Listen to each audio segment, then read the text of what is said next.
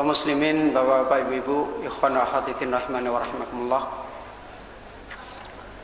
Kita masih memahami tentang nasihat beliau sebab besarnya masalah tarbiyatul aulad, masalah urusan anak-anak.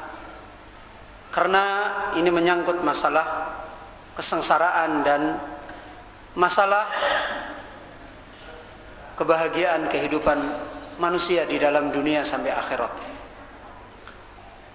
Dan ajaran kita, ajaran agama kita membicarakan masalah ini bukan cuma masalah itu dibicarakan sepotong-sepotong. Pembicaraan tentang masalah anak-anak kaitannya dengan kebahagiaan dan masalah kesengsaraan itu pembicaraan yang sangat banyak sekali kalau kita mau merenungi. Sampai pun ketika anak-anak kita belum ada, kita sudah mulai berbicara tentang masalah itu. Yang sebagaimana sudah banyak kita memahami di dalam tuntunan-tuntunan bagaimana seorang suami istri ketika mereka mau berkumpul, dia berdoa padahal anak itu belum ada untuk masalah anak. Allahumma jannibna syaitana wa jannibna ma razaqtana. Ketika dia masih memilih suami, istri, orang tua mau menyiapkan anaknya, pembicaraannya dalam masalah ini. Padahal ini dalam rangka bukan cuma sekedar kaitannya dengan generasi yang akan lahir berikutnya. Maka mudah-mudahan Allah Azza wa Jalla membimbing kita dan membukakan dada kita untuk memahami masalah ini dengan benar, dan kita ikhlas untuk bisa memperbaiki keadaan kita semata-mata karena mencari keridhaan Allah Subhanahu wa taala. Sebagaimana tadi telah dibawakan oleh beliau Syekh Muhammad Husain Yaqub, beberapa dalil yang menjelaskan anak itu menjadi kebahagiaan manusia di dunia sampai di akhirat. Demikian pula beliau mengatakan waqad yakunul waladu naqmatan kama qala rabbuna anil munafiqin wala tu'jibka amwaluhum wala auladuhum innama yuridullahu liyu'adzibahum biha fil hayatid dunya wa tazhaqa anfusuhum wa hum kafirun. Dan sungguh juga keberadaan seorang anak terkadang menjadi siksaan, menjadi kesengsaraan, sebagaimana Allah menjelaskan tentang orang-orang munafik yang agamanya rusak. Akhirnya pun dia menyiapkan anaknya sesuai dengan nifak, sesuai dengan hatinya yang sudah terkena nifak, bukan hati yang dibimbing dengan agama. Dan kemudian anak-anak itu menjadi siksaan bagi dia, karena itu amal dia. Sebagaimana kita sudah tahu, bagaimana mungkin orang munafik membawakan anaknya dididik untuk menjadi orang yang beragama? Pasti merusak agama. Itu sudah tabiat orang. Orang kafir akan mendidik anaknya untuk menjadi kafir atau menjadi beragama? Menjadi kafir. Itu sudah tabiat manusia. Orang munafik berarti anak-anak itu akan digiring sebagaimana dia tidak mencintai agama, tidak mementingkan agama sebagaimana dia. Itu cermin dari keadaan dia. Maka Allah berfirman, "Fala tu'jibka amwaluhum." Janganlah kamu kagum dengan harta-harta mereka. Dan jangan kagum pula pada anak-anak mereka. Dan sekarang betapa banyak kiblatnya orang-orang beriman, hartanya orang kafir. Yo itu lo fulan, lo itu fulan. Kiblatnya orang beriman, anak-anaknya orang munafik. Ini aneh. Ini satu keanehan. Padahal Allah sudah mengingatkan, jangan kamu kagum pada harta mereka, anak-anak mereka. Kata Allah Azza wa Jalla, hanyalah Allah menghendaki dengan harta anak yang Allah berikan pada mereka, liyu'adzibahum, untuk Allah menyengsarakan mereka, mengadab mereka. Di mana diadab? Fil hayatid dunia. Di dalam kehidupan dunia, anak dan harta itu menjadikan adab bagi dia. Dia tidak dapat kebahagiaan darinya, malah disengsarakan dengannya. Dan kapan lagi? Wa tazhaqa anfusuhum, dan untuk jiwa-jiwa mereka nanti lenyap, lepas, mati, wahum kafirun, dalam keadaan mereka itu kafir. tidak mendorong orang tuanya menjadi kebaikan. Allah jadikan anak dan harta bagi orang-orang munafik sebagai adab di dunia, kesengsaraan di dunia, dan juga adab nanti ketika dia meninggal dunia. Seperti yang diterangkan oleh beliau, waqad yakunul waladu adaban ala walidayhi. Sebagaimana terkadang dan banyak, lebih-lebih lagi pada zaman sekarang, anak-anak menjadi adab bagi kedua orang tuanya. Wibalan walidayhi, menjadi kerusakan bagi atas kedua orang tuanya. Waqad yusirul waladu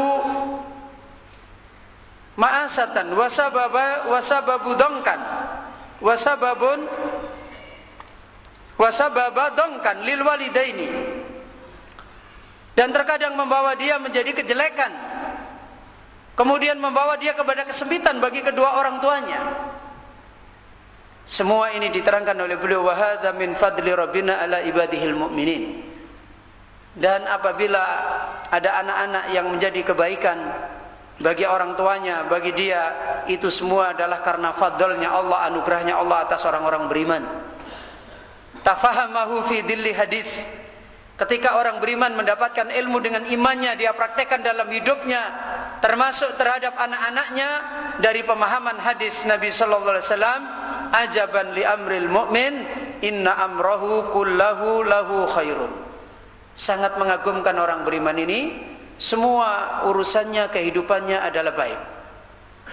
In asabathu sarra syakara, jika menimba kelapangan dia bersyukur, fakana khairan lah, maka itu menjadi kebaikan bagi dia. Wa in asabathu dharra sabara fakana khairan lah, kalau menimba padanya kesulitan maka dia bersabar, dan itu menjadi kebaikan bagi dia. Ini kesimpulannya dari dua orang-orang yang dengan anak-anak mereka mendapatkan kesengsaraan dunia akhirat, dan dengan anak-anak mereka mendapatkan kebaikan dunia akhirat. Sahibul auladi yakhrisu ala yakuna salihina fayakunu khairan lahu, wa min adamil waladi lam yurzaq auladan yahmadullaha i'tiqadan anna hadha khairan lah, la'allahu law ruziqa waladun lakaffarahul waladu wa kana sababan lidukhulin nar. Kaum muslimin, bapak-bapak, ibu-ibu, ikhwan akhwatiddin, dinasihatkan oleh beliau di sini, urusan punya anak dan urusan tidak punya anak itu bukan urusan antara kita, bahagia kita adanya anak atau tidak adanya anak. Kenapa? Urusan seseorang dikasih anak atau tidak dikasih anak itu bukan hakikat orang itu dengannya dia termasuk orang bahagia, orang baik, atau orang sengsara, atau orang hina, bukan. Dan ini yang umum terjadi. Ketika melihat, punya anak-anak, wah dia gembira, senang. Ini nggak punya anak, dari dulu sudah menikah bertahun-tahun nggak punya anak, sedih, murung. Berarti dia memahami sengsaranya dia, bahagianya dia adalah adanya anak atau tidak adanya anak. Ini kesalahan. Orang yang berakidah tidak mungkin seperti ini. Kenapa? Orang yang berakidah, yang punya iman tidak mungkin seperti ini. Apa yang dicari orang yang punya iman? Kebaikan, kan? Kebaikan dari mana? Dari adanya anak dan tidak adanya anak. Sebagian orang dapat kebaikan dengan adanya anak. Sebagian orang tidak dapat kebaikan dengan tidak adanya anak. Sebagian orang dapat kebaikan dengan tidak adanya anak. Anak ini tidak nyusai malahan. Ya. Sebagian lagi mereka mendapatkan kesengsaraan dengan adanya anak. Ini cara berpikir orang yang tidak punya iman. Orang yang punya iman cara berpikirnya bukan itu. Apa cara berpikirnya?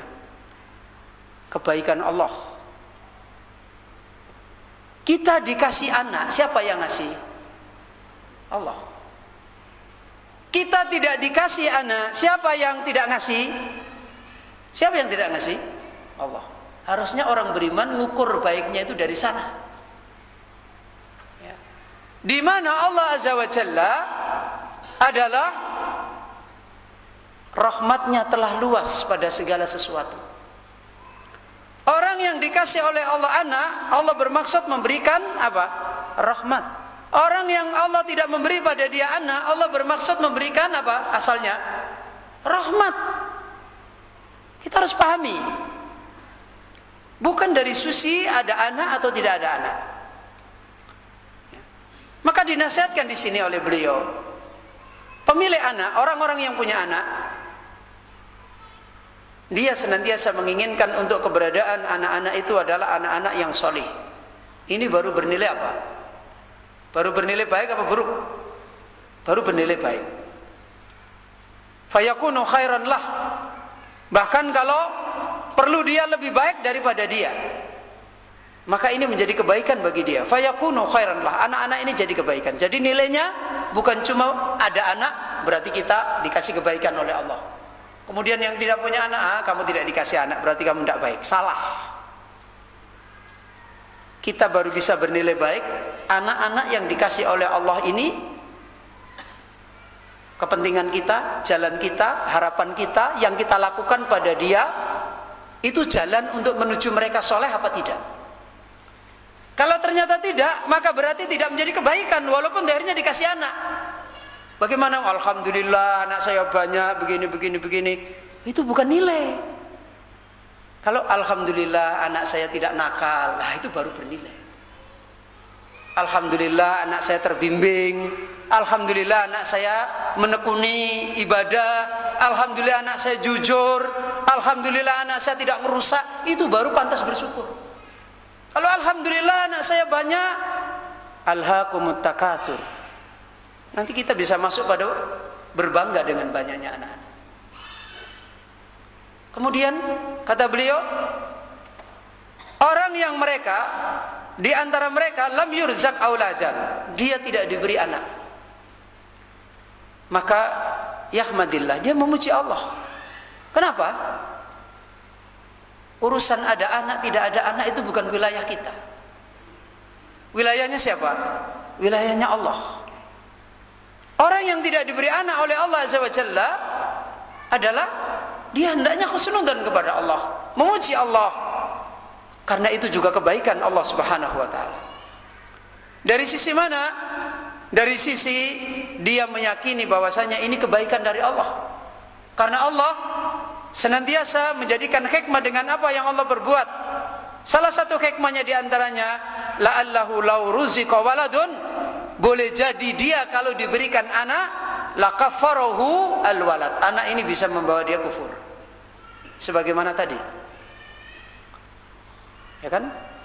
Dulu sudah pernah kita mendengar kisahnya Qarun. Kalau tidak salah dulunya Qarun itu orang punya apa orang kaya? Orang miskin kan? Nggak punya kan? Minta kalau nanti saya punya ini saya gunakan ini. Begitu sudah punya, lalai kepada Allah. Banyak kan?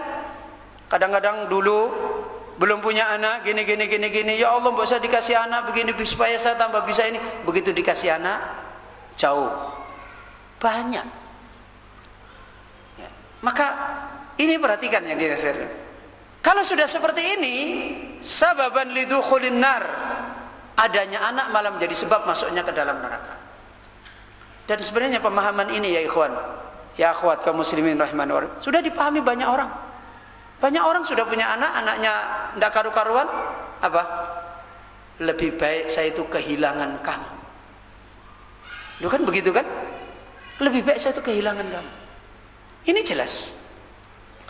Yang demikian ini lidzalika qala rabbuna, yang demikian ini sebagaimana Allah Rabb kita telah berfirman, lillahi mulkus samawati wal ard yakhluqu ma yasha' yahabu liman yasha'u inatha wa yahabu liman yasha'u dhukura aw yuzawwijuhum dhukrana wa inatha wa yaj'alu man yasha'u aqima innahu alimun qadir. Milik Allah seluruh kerajaan langit dan bumi, bukan milik kita.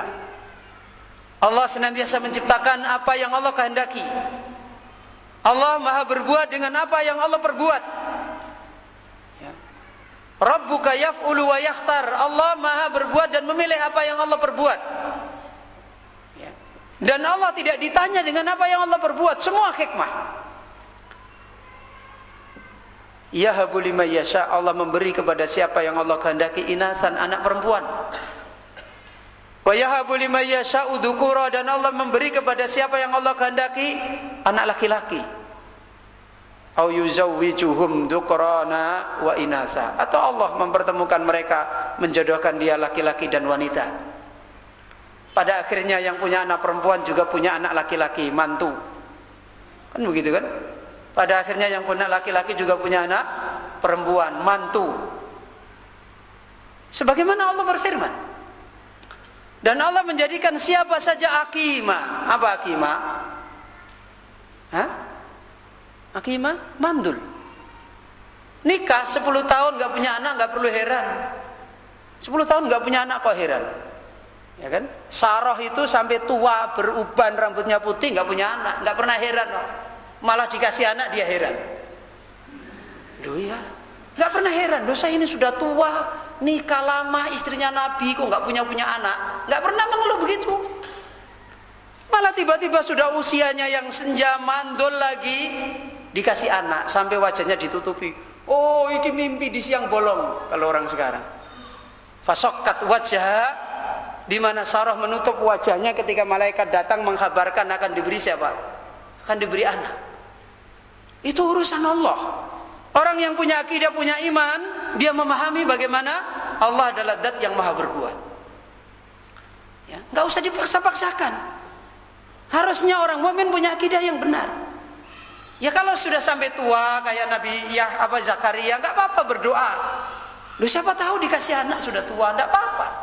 Lu saya pernah melihat ada orang 25 tahun nggak punya anak, tiba-tiba punya anak. Itu pernah orang sekarang, bukan lagi orang-orang dulu, orang sekarang. Itu urusan Allah. Dijadikan mandul, dijadikan punya anak, dijadikan lahir di luar kandungan, dipaksa oleh Allah. Ya, kandungannya tidak boleh diisi bayi, bayinya diisi oleh Allah di luar kandungan. Ada kan kejadian begitu? Ada. Itu kekuasaan Allah.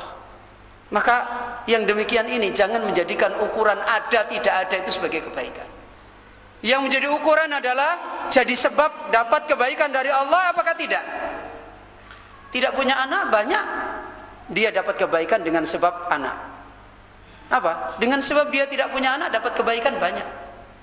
Contohnya, tidak punya anak tapi sering berdoa pengen punya anak, dapat kebaikan enggak?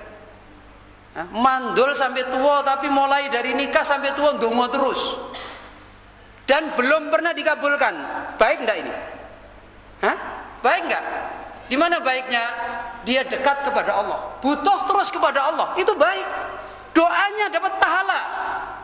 Punya anak banyak tapi enggak pernah berdoa, ya Allah jadikan anakku orang soleh, enggak pernah berdoa. Gimana mau dapat kebaikan? Nah ini yang menjadi ukuran bagi orang beriman adalah di sini. Maka disimpulkan oleh beliau, manilladzi yaj'al. Siapa yang menjadikan anak dan tidak adanya anak? Allahu yaj'alu may yasha aqima. Limadha? Allah yang menjadikan siapa yang Allah kehendaki mandul, tidak punya anak. Untuk apa? Jawabnya innahu alimun qadir. Sebagaimana pada ayat itu jawabnya Allah itu Maha tahu. Allah itu Maha tahu. Jangan tanya kenapa. Hikmahnya ada pada Allah. Alimun qadir, Allah Maha berkuasa. Aliman bima yuslihukum, Allah Maha tahu dengan apa yang menjadikan kebaikan bagi kalian. Qadirun ala yu'tiyakum wa yumni'akum, dan Allah Maha berkuasa, Maha mampu untuk memberi kalian atau menghalangi kalian. Fahada huwa sababul awal fi khataril aulad, annal walada imma ni'matun wa imma naqmah. Inilah sebab yang pertama yang menjelaskan tentang masalah bahayanya urusan anak-anak, pendidikan mereka, karena itu berkait dengan kita sengsara atau kita bahagia. Bahwasanya anak ada kalanya menjadi kebahagiaan, kenikmatan, dan ada kalanya menjadi kesengsaraan dan adab bagi kehidupan manusia. As-sabab tsani. Sekarang sebab yang kedua, kenapa masalah pengajaran pendidikan kepada anak-anak ini fil khatar, masalah yang ada di dalam bahaya. Khususnya sebab ini berkaitan dengan kita sekarang. Tapi Masya Allah, Sedikit sekali orang-orang yang punya perhatian dengan bahaya ini. Padahal dampaknya sekarang ini sudah banyak di mana-mana. Dampaknya sudah banyak di mana-mana. Sebagai contoh, yang hari ini hampir bangsa Indonesia tahu semua. Apa coba? Hampir bangsa Indonesia tahu semua akibat kemajuan iptek. Apa coba? Hah? Apa? Loh, nggak ada yang tahu ini. Padahal biasa maca koran nggak tahu gimana. Hah? Korupsi. Sekarang itu hampir tiap orang tahu ini pejabat do korupsi, do rusak. Ya kan begitu kan?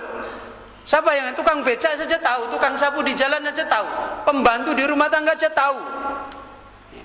Orang-orang pemimpin-pemimpin pada kehidupannya seperti itu tahu kerusakan ini. Sebenarnya kerusakan ini mendadak apa kerusakan yang apa istilahnya berjalan, bertahap, berjenjang? Berjenjang. Nggak mungkin orang kok tiba-tiba gila dengan uang triliunan tuh nggak mungkin. Nggak mungkin. Ya. Orang kok tiba-tiba gila dengan uang triliunan tuh nggak mungkin. Sampai ada kemarin pembobol uang apa yang di Semarang itu? Hah? Lote. Ya. Ya, Lote mati tuh membobol berapa miliar? Karena dia belum sering kenalan dengan uang tuh, bingung kok. Uang kok sebanyak gini mau tak apakan? Titip ke tonggone ning plastik. Itu karena belum terbiasa. Coba sudah biasa menikmati bertahap. Bukan cuma itu mungkin. Ini dia bingung. Diambil 300 juta tok, sisanya dititip ke tonggone. Di uang miliaran titip ke tonggone diwadahi kresek. Kenapa? Karena dia belum terbiasa dengan seperti itu. Loh, kalau orang tiba-tiba triliun mendadak orang mungkin. Ya dari seneng 1 rupiah, seneng 2 rupiah, seneng 1 juta, seneng 3 juta. Kan begitu kan? Seneng 500 juta, seneng. Nah baru mulai miliar. Tidak mungkin mendadak seperti itu. Dari mana ini prosesnya? Dari mana? Dulu pejabat kita yang sekarang orang tua, dulunya siapa? Anak-anak. Dari anak-anak kecil-kecil tadi sudah kita sebut. Bagaimana ibunya? Nak, kamu tak sekolahkan di SMA favorit. Kenapa? Besok kamu jadi negarawan. Dari kecil itu sudah diproses untuk menjadi orang kayak gini. Semua itu buah dari pengajaran. Sekarang orang berteriak sampai buat kurikulum untuk didik anak-anak Indonesia ribut. Mungkin menunjukkan wong bingung semua itu. Ini untuk menentukan pendidikan. Prosesnya dari mana? Tiba-tiba sekarang tren anak sekolah tawuran. Ya kan begitu. Ini dari mana? Dari anak-anak. Dari pengajaran. Bahkan bukan cuma lagi di sekolah-sekolah umum. Di pondok-pondok pun sekarang juga mulai tren kekacauan. Ini masalah yang tidak mendadak tiba-tiba. Maka masalah ini adalah masalah khotor. Lebih-lebih lagi pada zaman kita sekarang. Orang sudah berteriak di mana-mana. Tetapi Masya Allah, seakan-akan kita punya kesimpulan yang sama. Maju kena, mundur kena. Kan gitu kan? Mau kemana kita? Gitu. Ya, kesana juga sana, kesini juga begitu, kesini juga begitu, kesini begitu. Akhirnya menjadi orang yang loyo. Padahal Allah mengingatkan wala tayasu mirauhillah. Jangan kamu berputus asa dari rahmatnya Allah. Maka di sini dinasihatkan oleh beliau. Sebab yang kedua, anna tarbiyatal auladi fi asrina sarat muskilah. Mendidik anak-anak, menyiapkan anak-anak untuk nanti jadi orang tua, jadi dewasa yang baik pada hari ini, pada masa sekarang ini, sarat muskilah. Masalah yang telah menjadi muskil. Apa muskil? Masalah yang telah menjadi masalah. Ya. Bukan masalah yang tidak lagi menjadi masalah, tapi masalah yang terus menerus menjadi apa? Masalah. Terus menjadi masalah terus. Dicari jalannya ya bermasalah, tidak dicari jalannya ya bermasalah. Kenapa? Karena kita tahu keadaannya itu sudah apa? Wong lara ning rumah sakit nek larane wis komplikasi terus piye carane iki? Ora entuk mangan apa? Ndak boleh mangan gula. Ternyata dia kekurangan zat gula. Lah kan repot toh. Kena gula, ndak boleh makan ini, ndak boleh makan asin, ndak boleh. Padahal di sini butuh ini, jadi komplikasi. Kalau sudah komplikasi ini piye wis? Ya nunggu wae, nunggu malaikat teko kan begitu. Kalau udah komplikasi ya kan sama toh, kerusakan yang menimpa bangsa kalau sudah komplikasi ya fatan diri sah kan gitu. Tunggu saja masa kehancurannya. Makanya sekarang di mana-mana mulai berteriak takut dengan terjadinya apa disintegrasi bangsa. Bangsa Indonesia ini mau hancur. Iya. Wis kadung tumpuk-tumpuk soalnya. Mulai cicit-cicitnya sampai mbah-mbahnya. Udah tumpuk-tumpuk semua kekacauan. Ini keadaan yang dinasihatkan oleh beliau. Allahumma rabbi lana wa auladana sarat akbara al-masakili limada. Wahai Allah, didiklah kami dan anak-anak kami, yang dimana anak-anak kami sekarang ini telah menjadi sebesar-besar masalah. Kenapa? Kenapa kok bisa dikatakan sekarang ini masalah besar? Kata beliau, Lau wajadta aban multaziman muhibban lillah wa rasulihi muti'an lillah wa rasulihi yuridu an yukhrija waladahu alan namati fawaqa al khayatu la yusaiduhu ala dalika. Contohnya kata beliau, sekarang boleh jadi kamu mendapati ada seorang bapak yang dia tobat menjadi orang yang menetapi bersungguh-sungguh mau baik.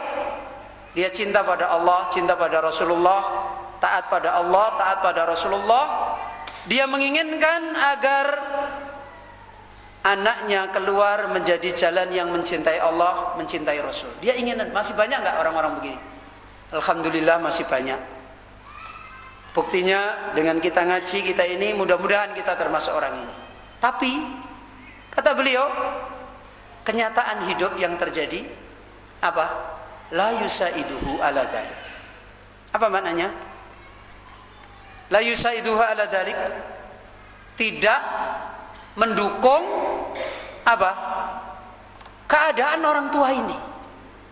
Kita itu pengen anak kita itu jadi orang yang cinta Allah, cinta Rasul, taat pada Allah, taat pada Rasul. Tapi kenyataannya kehidupan yang ada tidak mendukung ke situ. Kehidupannya dia sendiri, orang tuanya juga nggak mendukung, ya kan? Muskilah kan? Masalah. Kehidupan keluar apa lingkungan tetangganya juga nggak mendukung. Kehidupan di luar sana juga nggak mendukung, masalah. Ini satu contoh. Ya, dilema. Fatajidul walada abuhu multaziman. Kamu mendapati seorang anak bapaknya orang yang menetapi agama, ya. Musallin, qari'un lil Quran, orang yang tekun salat membaca Al-Quran. Wa ummuhu muhajjibatun, ibunya bercadar, berhijab, ngaji salaf. Wa fi dzatil waqti, pada waktu yang sama, innal muskilah, di sana ada masalah. Apa? Ibunya sudah, bapaknya sudah, lingkungannya, keadaannya seperti tadi. Contohnya apa? Innal jadda mutakhinun, neneknya perokok. Nah, anak ini tiap hari dibawa neneknya, diterbangkan sama neneknya. Kamu kalau nggak kasih cucuku, anakku, tak ceraikan sama kamu. Nah sudah, masalah lagi. Pening kepalanya, ya kan? Mbahnya mudakhina wal jiddah, neneknya yang putri mudminatun litilfiyun, orang yang hobi dengan TV, sinetron. Jadi cucunya dudukkan dek, dilus-lus kepalanya, bagus itu sinetronnya, tonton dulu, lihat kak bintang film dulu, hidupnya makmur. Dibawa ke alam khayal, itu kan? Anak kecil di samping mbahnya ditontonkan alam khayal. Bintang film itu kan alam khayalan kan, nggak ada yang nyata toh. Oh, baru kemarin sore rumahnya mewah, rumah-rumahan, wong kuwi kerdus disoting. Ya kan begitu. Kalau enggak rumah tetangganya, rumahnya orang korupsi dipinjem untuk main film. Itu juga gitu itu loh. Sudah, gimana? Ini neneknya karena enggak keluar. Syar'i waqarna fi buyutikunna bitilfas. Ya. Menetaplah kalian para wanita di rumah-rumah kalian, tidak keluar karena ada TV. Ya, kalau nggak ada TV, ejek elek dia keluar. Tahu ejek elek? Ejek elek itu tidak kok berduduk. Tahu nggak kok berduduk? Bokong kukusan. Tahu bokong kukusan? Dia tidak bisa duduk jenak gini, nggak bisa. Keluar lagi tanya tetangganya lagi apa, bal-balan itu tuh kendi. Neneknya sudah begini, mbahnya duduk sambil ngerokok, ya kan? Anaknya, cucunya di sini disayang sama mbah laki dengan mbah perempuan. Wal ammu khalikun, pamannya bintang film pelontosan, ndak punya jenggot, brengosin jekedet kayak Gatot Kaca. Ini pamannya. Wal ammatu mutabarrija, bibinya pamannya dari bapaknya yang putri mutabarrija, biduan. Tahu biduan? Wanita pesolek, ya, tabaruj, pakaiannya gemebiar. Kalau dilihat anak kecil aja ngelihat nggak kedep-kedep, apalagi yang tua. Mutabarrija. Wal khalu laibun, bibinya yang pamannya dari yang ibu apa? Laib, hobi permainan, hobi takro, hobi sepak bola, hobi sepak bola kecil sekarang apa sepak bola kecil? Futsal, itu sepak bola kecil. Ya? Hobinya olahragawan. Wal khala, adapun bibinya yang putih dari ibunya ma'adroka, tidak tahu hobinya apa. Ma'adroka tidak tahu. Bapaknya bercadar, bapaknya bercadar. Ibunya bercadar, bapaknya ngaji. Anaknya dimong sama mbahnya karena bapak ibunya ikut ngaji di madrasah. Ya kan? Anaknya dimomongkan sama mbahnya, sama pamannya, sama begitu dijari bal-balan. Nah, ini innalillahi wa inna ilaihi raji'un. Ini muskilah. Tajidu annal jiran yaktanunal video. Keluar lagi di tetangganya persewaan video. Tetangganya sebelah persewaan video. Wadas sudah menyiapkan video PlayStation, PS1, PS2, PS3. Loh, antum jangan bilang saya tahu PS1, PS2, hobi saya PS, saya enggak punya hobi PS. Saya enggak pernah main PS ini. Wa bi jawarihim al-jaraid. Ya. Tetangga-tetangganya pelanggan koran-koran majalah. Kulluha suwarun ariyah wa fisq. Isinya adalah gambar-gambar yang senonoh dan kefasikan. Wal majallatu kadzalika, majalah-majalah yang ditemui juga begitu. Wal manahiju dirasiyah aswa, pergi ke sekolah lebih parah. Tempat belajarnya lebih mengerikan, tidak mendukung, bisa memperbaiki. Dan gimana? Gurunya juga tabarut, hobinya demo, mulangnya kayak satpam. Yes. Gimana tidak remek? Ya. Gimana tidak? Keadaannya tidak seperti itu.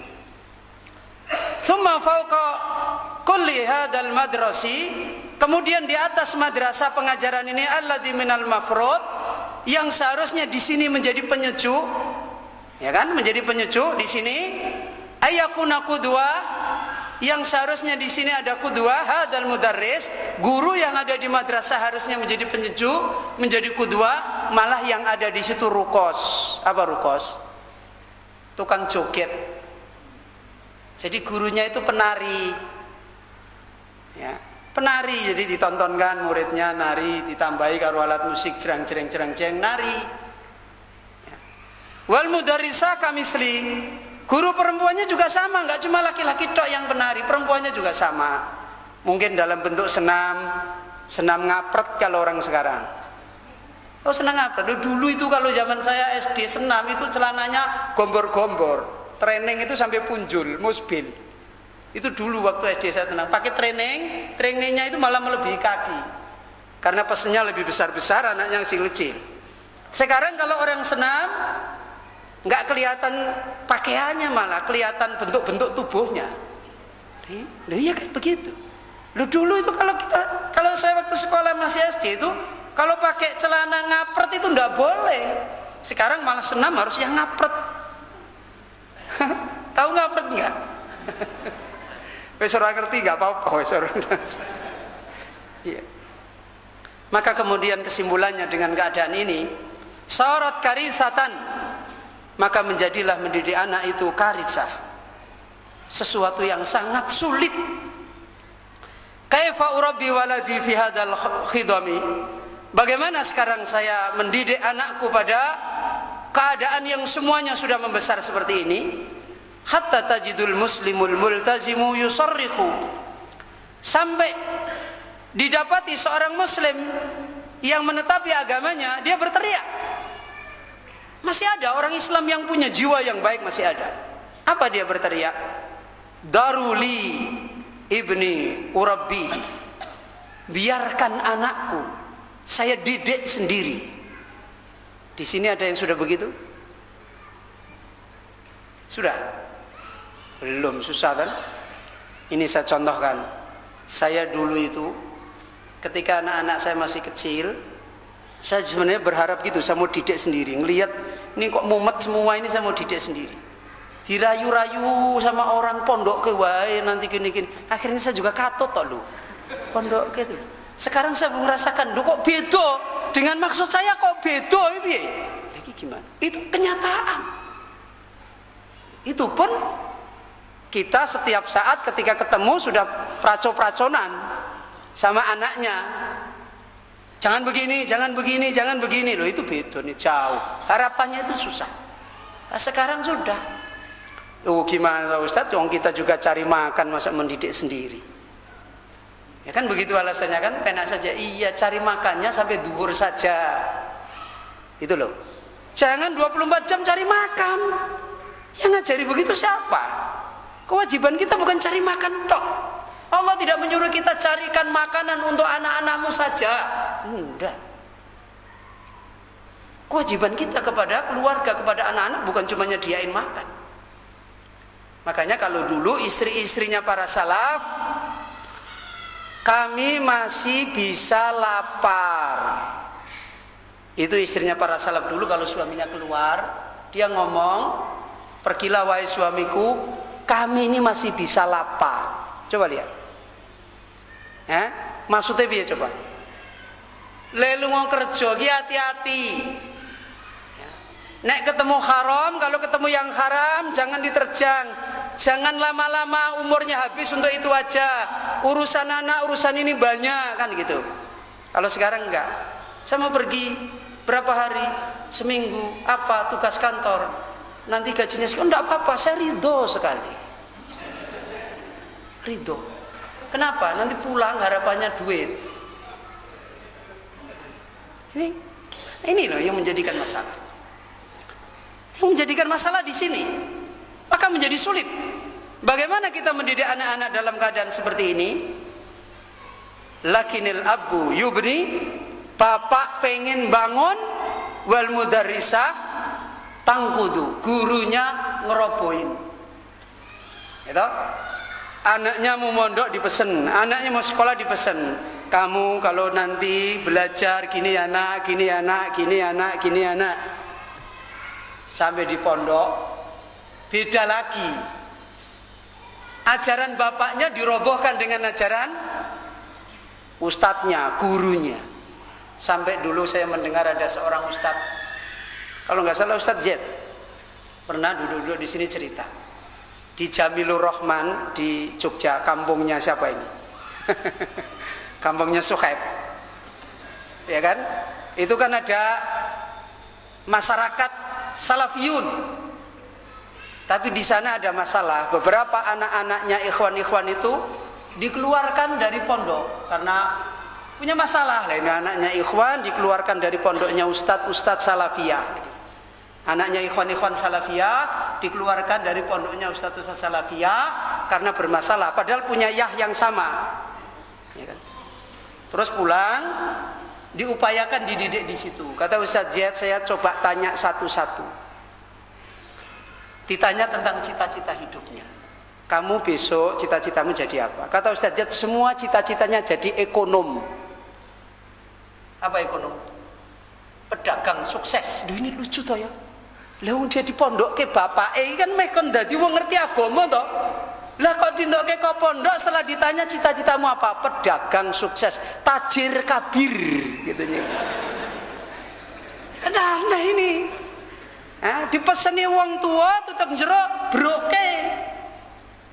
Ya kelihatannya syar'i. Ya sama-sama jadi ustadz, kalau dia tajir kan bagus. Yang disimpan oleh anak itu tajirnya, bukan ustadznya tadi. Bapaknya ngomong, nang, kowe dadi ustadz, dadi ilmu yang baik, besok bermanfaat bagi manusia, menjadi orang yang baik. Bapaknya, uripmu sengsara ya ora apa-apa. Sampai di sana, lo kalau sama-sama jadi ustadz kaya kan nggak apa-apa, tajir kan nggak apa-apa. Anaknya mikir, oh iya, berarti tajirnya itu yang jadi kepentingan. Pulang, cita-citamu apa? Jadi tajir.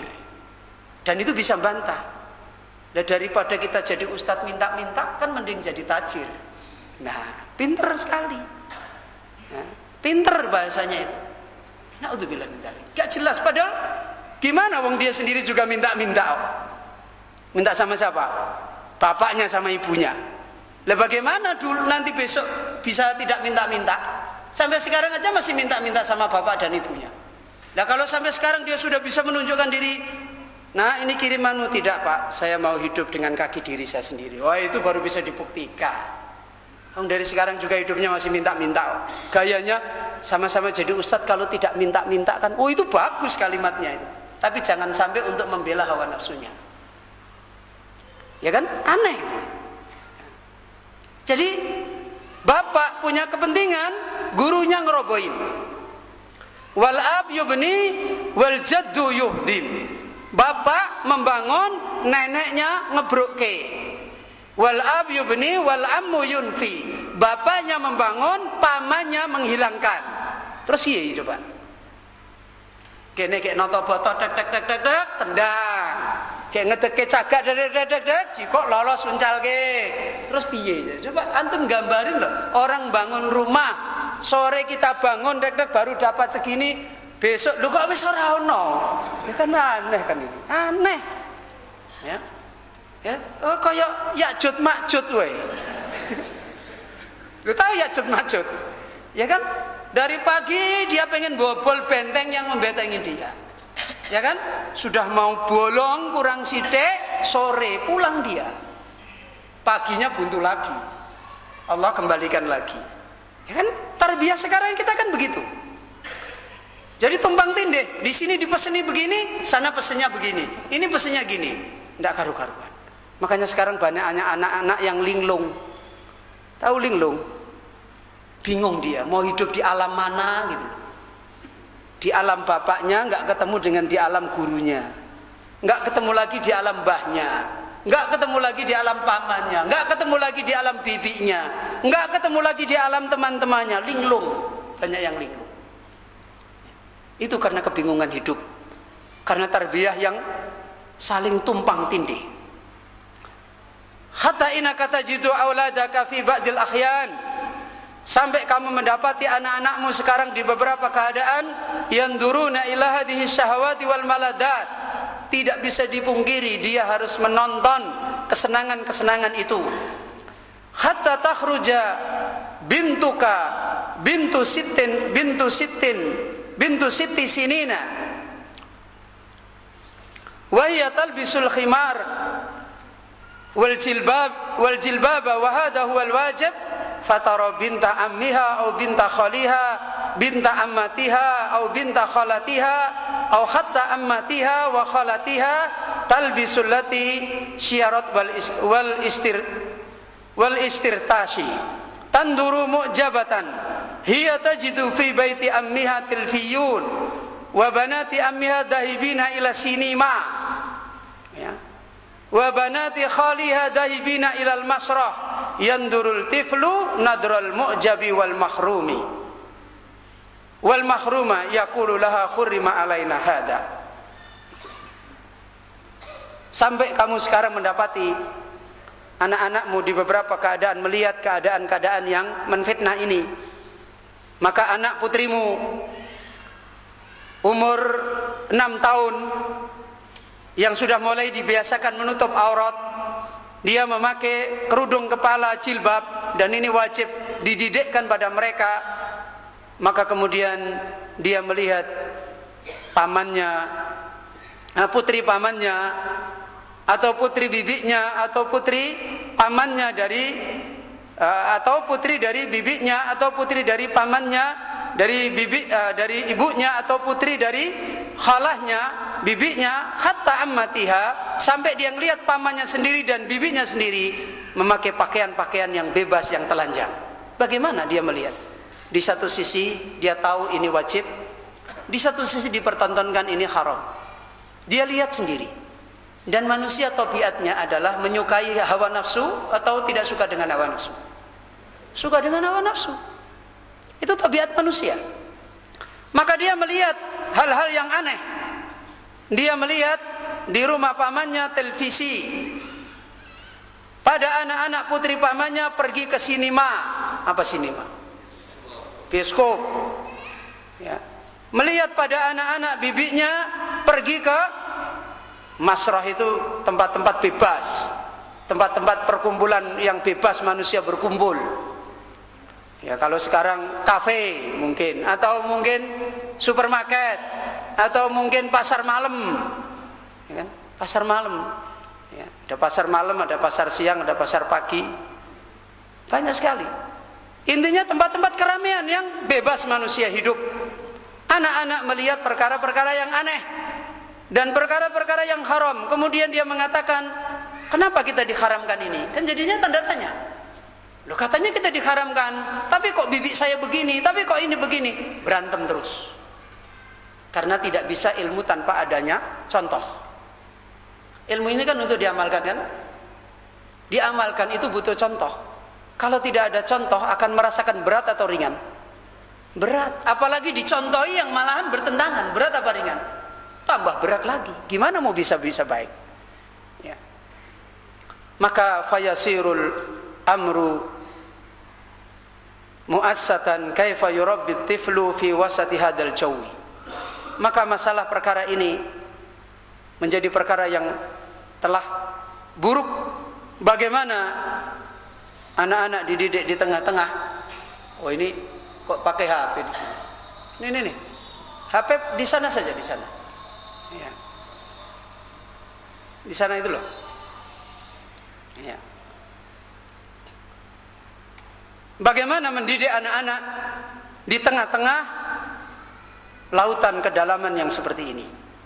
Maka disimpulkan oleh beliau, iskalun akbaru min ayyastau'abahu aqlu tifli lidzalika laisa hunaka makhrajun min hadza illa ayyahmallahu al-atfal ay wallahi amma ghairu dzalika ad-dalal wa qad ra'aitu min asy-syababi ubdata asyaitani syai'un ajib ayya'budu unasun asyaitana. Maka ini merupakan problem yang besar. Keadaan di satu sisi dididik, dibiasakan yang baik, yang halal. Di sisi yang lain yang banyak dia mendapati secara perbuatan ditentang penghalalannya, atau malah didatangkan yang lebih rusak. Ini masalah akal anak-anak tidak akan mungkin bisa mencernanya. Orang tua masih mungkin, ya toh, masih bisa nalar kan? Habis diajari ini yang baik, ini dalilnya gini. Kemudian ngelihat sesuatu yang tidak benar, masih bisa mikir nggak? masih bisa mikir. Tapi kalau orang-orang, anak-anak yang tumbuh seperti itu, bisa mikir dia? Nggak bisa mikir. Ya sudah, akhirnya tertelan begitu saja. Tertelan begitu saja. Dia tidak akan mungkin akalnya bisa mengambil masalah ini semua.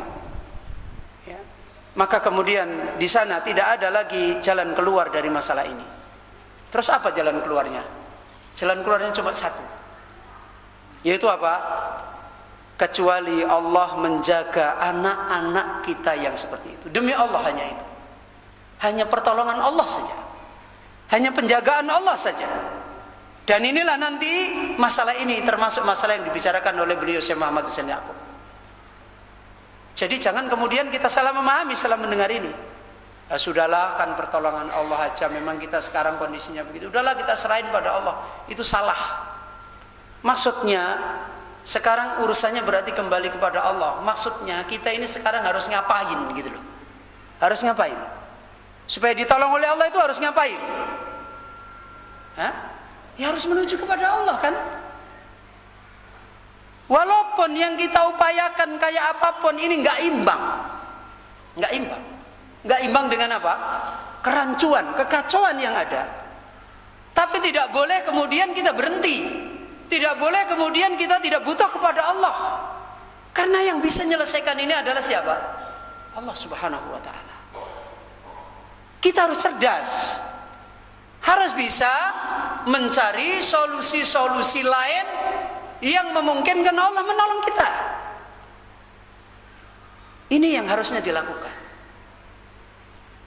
Bisa jadi solusi lain itu kelihatannya tidak punya hubungan dengan ini, tapi sebenarnya punya hubungan. Terutama adalah orang tuanya sendiri. Orang tuanya sendiri yang nanti akan dicontohkan oleh beliau. Sekarang kalau keadaannya sudah sulit, kemudian bapak ibunya, wah wislah memang keadaannya kayak gini, udahlah, mudah-mudahan Allah menolong anak kita. Sementara dia sendiri orang yang tidak punya kepentingan dengan Allah, tidak punya kepentingan dengan tuntunan Allah. Kira-kira harapan pertolongan Allah itu akan datang tak? Ya mustahil. Ya, intan surullah apa?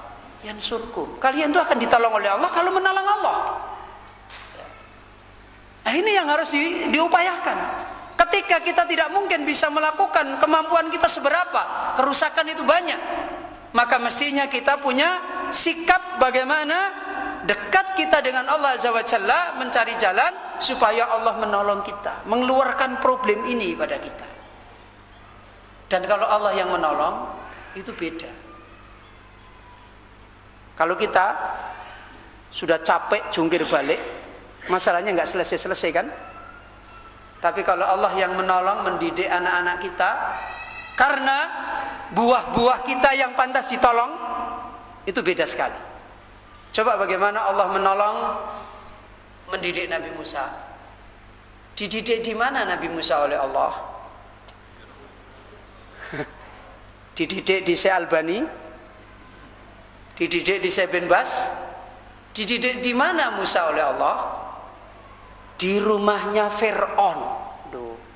Itu karena kerjanya Allah. Kalau kerjanya kita morak mare, itu rencananya Allah itu. Ya. Nabi Yusuf jadi nabi dididik sama Nabi Yakub di mana? Hah? Malah berpisah, sedih sampai buta matanya dari sejak kecil sampai tua. Di mana Nabi Yakub mendidik Nabi Yusuf? Siapa yang mendidik? Siapa? Allah. Di mana dididik oleh Allah? Di sumur dan di penjara. Loh, kalau yang mendidik Allah itu luar biasa. Tapi masalahnya yang punya Nabi Yusuf ini pantas ditolong oleh Allah. Fasabrun jamil. Tawakalnya kepada Allah. Lah kita ini bisa enggak? Kan seperti ini masalahnya. Jadi bukan orang-orang pengangguran pasrah kepada Allah. Wes aku pasrah bongkoan, zaman edian ora melu edian ora kedianan. Wes edian sisan wae. Ya, gimana? Ya ndak bisa. Memang kita ini ndak punya solusi. Yang bisa nolong itu Allah. Yang bisa merubah hati anak-anak kita itu Allah. Tapi bukan dengan kita duduk mendengkur, ngobrol, cerita ora ono gunane, ndak bisa. Barangkali dengan tekunnya kita, memperbaikinya kita, kelihatannya nggak punya hubungan dengan anak-anak kita ndak tahu. Tapi Allah ridho dengan kita, Masya Allah, ini hambaku yang Allah cintai, anak-anaknya mau saya jaga. Yang mendidik Allah. Jadi kalau sudah Allah yang mendidik, Masya Allah, hamba dihidupkan di mana-mana, semuanya itu akan dikeluarkan oleh Allah dari fitnah. Antum tahu kisah Ashabul Buruj, Ashabul Ukhdud? Hah? Kisah Ashabul Ukhdud nanti akan diterangkan oleh beliau di sini. Siapa? Seorang pemuda, ya kan? Pemuda yang menjadi sebab mayoritas manusia dapat hidayah. Dulunya dididik oleh siapa? Hah? Dididik siapa? Tukang sihir kan? Dididik tukang sihir, jadi muridnya tukang sihir. Tapi Allah punya merencanakan dia untuk dididik lain. Diketemukan dengan pendeta yang ada di gua. Tarik menarik antara didikannya tukang sihir dan antara didikannya siapa? Pendeta. Tapi pendeta ini mengatakan, sekarang kamu lebih baik daripada saya. Itu karena Allah yang menjaga, ya, Allah yang menjaga. Maka disinilah harusnya kita tahu jalan keluar ini diterangkan oleh beliau. Keadaannya seperti ini. Memang keadaan sekarang itu mengerikan, sangat ironis. Coba, setan itu musuhnya manusia kan? Hah? Tahu kan? Lah wong bodoh wae kowe iki mbok aja kaya setan. Lho wong bodoh lho kan begitu kan? Ya wong bodoh itu lho nang menungso kok kaya setan. Lho wong bodoh itu bisa ngomong gitu. Tapi anehnya, lho setan sudah dibilang jelek. Sampai kalau tidak pernah ada anak gambar setan itu digambar ke bagus sekali, mesti gambarnya jelek-jelek ini. Gambar setan. Lu setan yang kayak gitu kok ditaati, disembah, itu kan ironis toh. Nah, nek kapusan setan itu masih wajar, tapi setan malah dituju di ibadah itu kan aneh. Kalau bapak kita Adam itu tertipu oleh siapa? Oleh setan, tapi bukan menyembah setan. Sekarang banyak nggak kaum muslimin terjebak menyembah kepada setan? Banyak nggak? Aneh, ironis. Loh kok bisa? Musuhnya kok disembah itu gimana? Mendadak nggak seperti ini? Nggak mungkin. Ini yang diterangkan oleh beliau. Adapun selain kesesatan itu, maka coba kita sungguh telah melihat dari para pemuda sekarang ini, banyak pemuda terjerumus menyembah setan. Saya najib. Ini perkara yang aneh. Manusia kok menyembah setan? Itu kan aneh sekali. Saya najibun jiddan. Perkara yang aneh sekali. Maka na akhadun yatakhayyalahu. Orang yang bodoh pun, seorang pun tidak akan menghayalkan manusia kok menyembah setan. Tapi kenyataannya ada enggak? Ada. Qultu, saya katakan wa katsiran ma'akul, dan saya katakan dalam keadaan banyak sepanjang umur kami, sebagaimana kita selalu membaca ayat alam a'had ilaikum ya bani Adam, bukankah aku Allah telah membuat janji pada kalian wahai bani Adam, alla ta'budu syaitan, supaya kalian tidak menyembah pada setan, innahu lakum aduwwum mubin, sungguhnya setan itu adalah musuhmu yang nyata. Naqulu ibadatu syaitan yakni maksiat Allah. Kami katakan, kata beliau, manusia menyembah setan. Apa maksudnya? Yaitu maksiat kepada Allah. Orang maksiat pada Allah itu kan berarti ngikuti setan kan? Karena setan itu berusaha untuk menyesatkan manusia. Wa ma kunna na'rifu annahu sayusjidu lisyaitan, sayusjadu lisyaitani aw yurka. Dan kita senantiasa mengetahui ternyata setan ini disujudi, dirukui, rukuk sujud taat kepada dia. Maka na akhadun yatakhayyalu hada. Seorang pun tidak akan bisa memikirkan orang kok rukuk pada setan, sujud pada setan. Sekarang kok sampai terjadi begitu, ada masalah apa? Kata beliau, lakinit tariqu yuaddi ila hada. Masalahnya jalan yang sekarang ada itu cuma hanya bisa membawa orang kemana? Kebanyakan jalan yang ada ini cuma membawa orang kemana? Ya budus syaitan. Walaupun bapaknya pengen anaknya ya budullah, tapi kenyataannya jalan itu membentuk dia menyembah siapa? Ya'budu syaitan. Jadinya ya'budullah apa ya'budu syaitan? Ya'budu syaitan. Masalahnya ini, ya. Masalahnya jalan yang ada itu membawa ke sana. Ya. At-tariqu tu'adi ila hada. Jalan-jalan yang ada itu mengantarkan ke sini. Min fujurin wa fusukin. Dari perbuatan fajir, dosa-dosa itu menggiring untuk menyembah setan. Kefasikan-kefasikan, wa musikiyin wa aghaniyin wa in biharin bil gharbi, seperti nyanyian-nyanyian, musik-musik dan kehidupan-kehidupan kegemerlapan yang ada di barat. Semua ini jalan-jalan yang membawa kita untuk beribadah kepada siapa? Kepada Allah, kepada setan. Kepada setan. Makanya satu hal tidak akan bisa. Seorang hanya berandai-andai pengen baik tanpa menyiapkan jalan. Itu kekeliruan. Agama kita bukan cuma diukur dari itu. Justru yang paling banyak dibicarakan masalah jalan. Kenapa? Karena ini nanti yang akan menentukan kepentingan kita. Sebuah kesalahan. Pengajaran itu hanya mengajarkan kepada orang apa?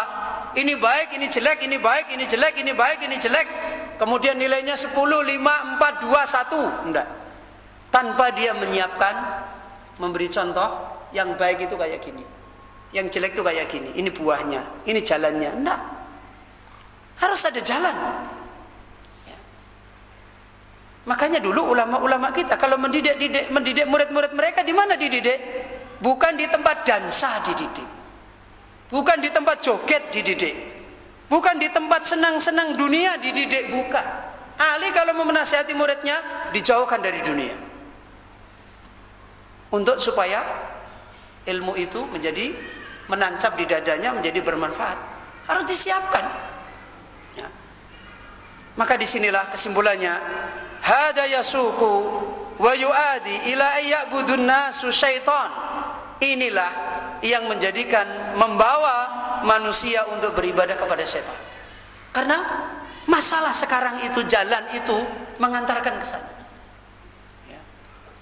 Bukan cuma masalah-masalah dunia, sampai masalah agama. Yang sudah kita ingatkan berkali-kali, Ibnu Mas'ud pernah mengatakan apa? Apa kata Ibnu Mas'ud? Ya, Ibnu Mas'ud pernah mengatakan, anak-anak kecil tumbuh dengan fitnah. Orang-orang tua menghabiskan umurnya sampai mati juga dengan kehidupan fitnah. Apa itu? Wa ma tadzalika ya Abu Abdurrahman? Kapan itu terjadi wahai Abu Abdurrahman Ibnu Mas'ud? Jawabnya, idza tufuqiha li ghairil amal. Ketika agama dipelajari bukan untuk diamal. Ini sudah sistem. Pengajaran-pengajaran agama disiapkan bukan untuk didik muridnya untuk beramal, tapi dipersiapkan pengajaran agama ini untuk ceceki. Tahu ceceki? Tahu enggak? Cerdas tangkas Al-Quran, cerdas cermat Al-Quran ya, nanti dievaluasi, ditanya hafalanmu piro, anumu piro, diadakan lomba bedean gitu, dapat ijazah, senang, tropinya dibawa kemana-mana, piala banyak sekali, sampai lemarinya rak kamot temai kebak piala karo kebak ijazah. Sekarang pengajaran itu kepentingannya ini ya. Kepentingannya trofi, ijazah, surat penghargaan, akhirnya malah tidak berharga. Ya itu, coba kalau antum punya ijazah sak lemari, kira-kira berharga enggak? Ora berharga. Punya trofi sak omah kebak trofi, ora judeg dhewe. Buak wae ning sampah. Wis bosen aku dengan trofi. Kan jadinya begitu. Enggak ada nilainya penghargaan seperti itu. Ini yang sekarang terjadi itu seperti ini. Yang membawa manusia adalah seperti ini keadaannya. Sistem itu seperti itu. Kata Ibnu Mas'ud, agama saja yang seharusnya menjadi perbaikan dia dicari bukan untuk diamalkan. Kemudian diterangkan oleh Ibnu Mas'ud, dunia dicari dengan agama. Bagaimana sekarang tidak morak-marik? Di satu sisi orang ahli dunia begitu, di sisi yang lain urusan agama juga sudah seperti itu. Sistem yang ada seperti itu. Makanya dulu para salaf mengatakan, saya tidak pengen bertemu dengan zaman kalian. Dulu itu para salaf. Umar itu sebentar-sebentar datang kepada Hudzaifah.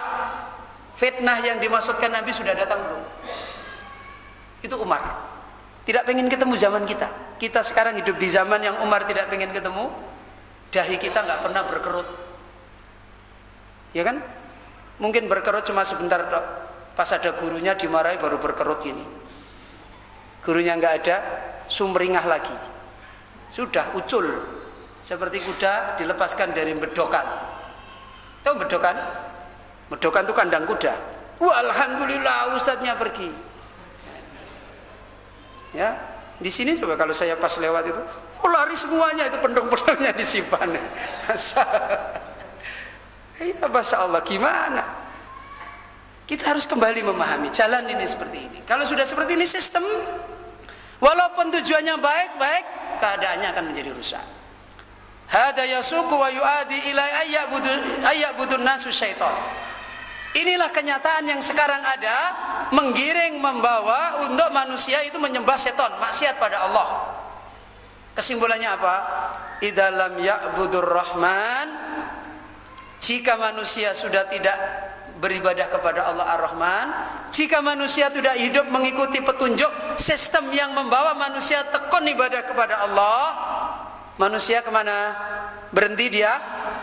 Enggak. Karena di dunia itu jalan sebagaimana digambarkan oleh Nabi kita adalah jalan. Kita kalau berdoa itu minta satu jalan atau minta banyak jalan?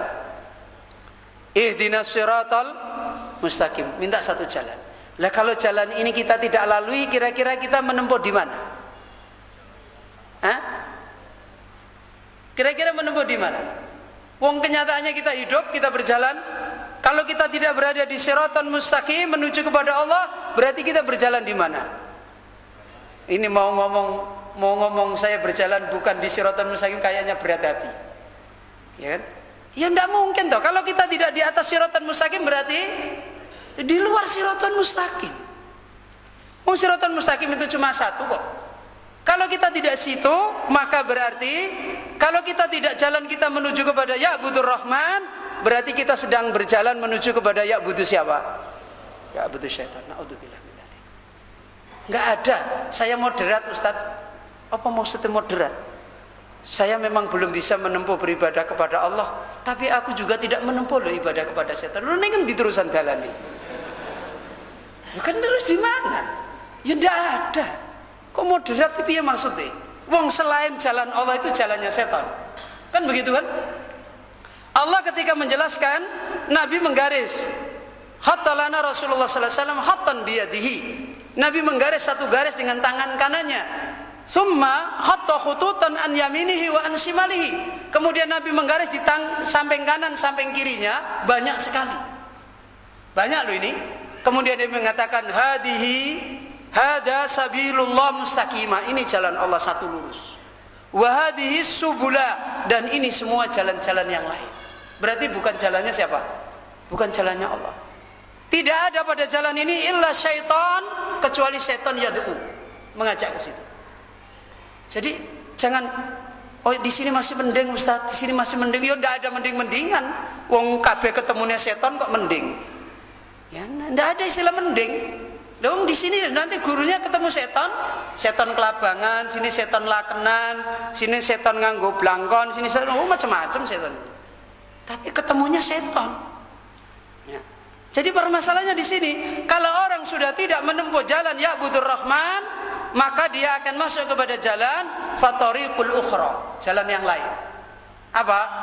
Mu'adiyan ila hada, membawa kepada ini, yaitu kepada jalannya setan. Al maksudu anna hada sababa yaj'alu amra tarbiyati muskilah. Maka kesimpulannya kata beliau, sebab yang kedua ini, bahwa sekarang ini urusan bagaimana kita menyiapkan diri kita, anak kita di dalam pendidikan, itu adalah masalah yang tidak pernah berhenti menjadi masalah terus.